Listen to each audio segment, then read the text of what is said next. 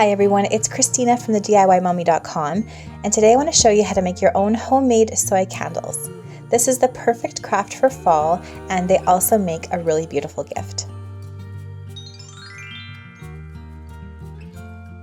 So I'm going to show you how to make a soy wax candle with household spices, how to make a candle with essential oils, and finally how to make a soy wax candle with some dried flowers or herbs. These are really easy and so quick to make. So first of all, just use any containers that you have on hand that might work for candles. So I'm just using some old mason jars that I had on hand. I spray painted the bottom of one with some gold spray paint, and I like the smaller wide mouth mason jars for this project. Next, I'm creating a DIY double boiler, so I'm taking a small saucepan, filling it with water, setting it to boil, and then I have this old coffee milk frothing container with a handle that makes for a perfect vessel to pour hot wax out of.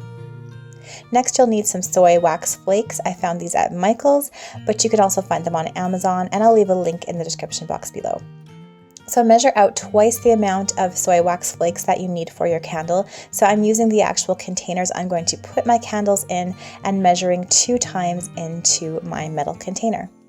Then place the metal spout container into your boiling pot of water and let that soy wax melt.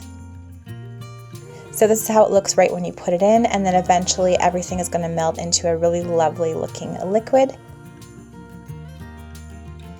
Then while that is boiling, you can put a wick into your container. So I found these wicks at Michael's. Again, I'll leave a link in the description box below where you can buy them online. And then you can just kind of tie it around a skewer or a stick of some sort to keep the wick up. You can tape the bottom of the wick to the mason jar if you want. I just left mine floating. I'm going to first show you how to make a pumpkin spice candle with household spices. So I'm using a leftover wax crayon we had and throwing it into my wax just to add a little bit of color, and then I'm using some household spices to add my beautiful pumpkin spice scent for fall. So once everything is melted, I take my metal container and I place it on my counter here make sure I'm wearing an oven mitt, and then you need to add your spices. So I add about 1 teaspoon of cinnamon,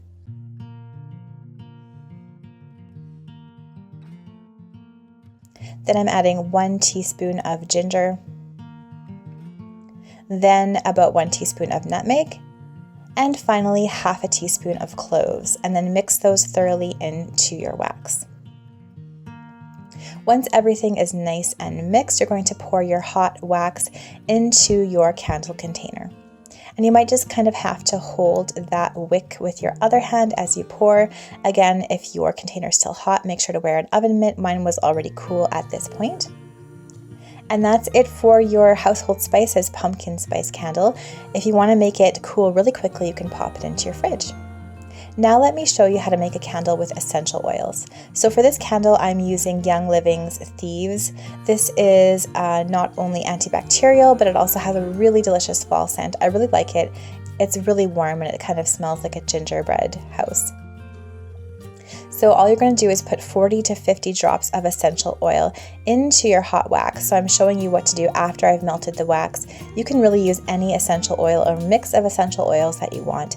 Mix that around and pour that into your container and let that cool. Really simple.